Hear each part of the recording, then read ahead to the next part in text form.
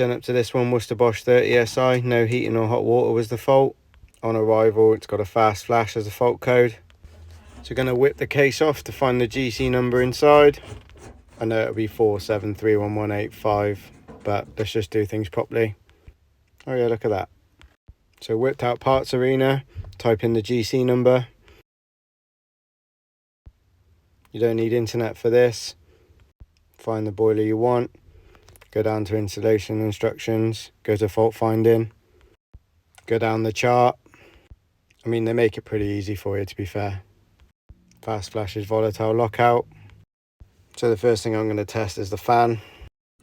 Carefully disconnect the electrical connector from the fan with some grips. Stick your probes in purple and brown, 240. So we've just proved that the fan's at fault. Back onto Parts Arena, but go to parts this time. Go down to fan number 5. You can see here there's 2 fans to pick from, depending on the FD code. So when it was made. I'm just going to whip out my Worcester Bosch folder. I'll find the chart in here with the FD codes. So using these diagrams, I can match the serial numbers across to work out how I find the FD code, as they're all different. So this is the one that we're going to look at. Then we're going to have a closer look at the serial number of the boiler. So 791 is the FD code. I'm going to find 791, so that's November 2007. So we're going to want the fan that ends in 670. Got that on the van as van stock. Going to pop the pin out. Going to pop the gas tube out. 13mm spanner for the nut on top of the heat exchanger. Do my usual little trick. If you watch many of my videos, then you'll know about this trick. Take the clamp off, put the nut back on, and then that secures the plate, and it just makes it easier to get the manifold out and to get the electrodes off. So much so I did it one-handed while I was filming. As good practice, I'm going to change that gas tube as well, because that looks pretty old. It's the one with the ribs. It will split soon probably. Get those electrodes changed as well. Get the cables off first. They can be a bit tricky, so I tend to just twist them and then give them a wiggle.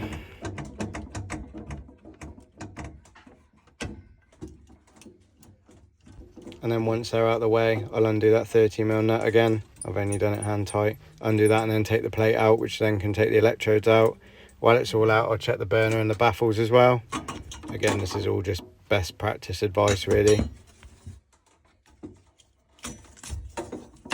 That gasket's in better days, pretty much like those electrodes.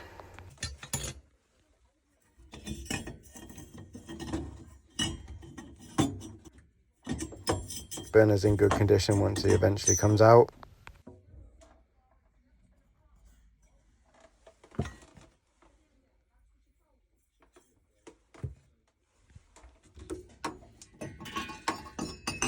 Baffle's all good too.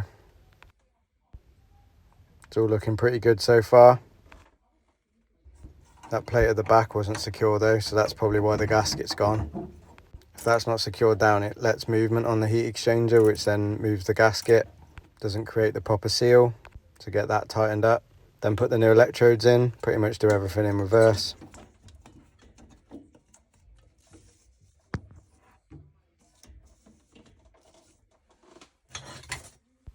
To pop the plate in, then I'll put that nut back on again, just to secure it up while I put everything back together.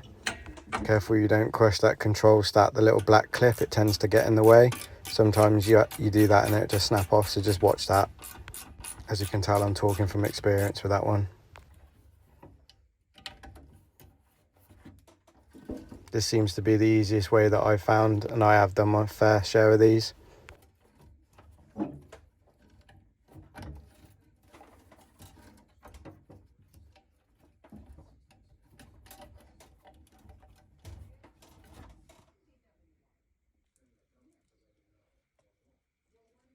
Get that gas tube changed as well.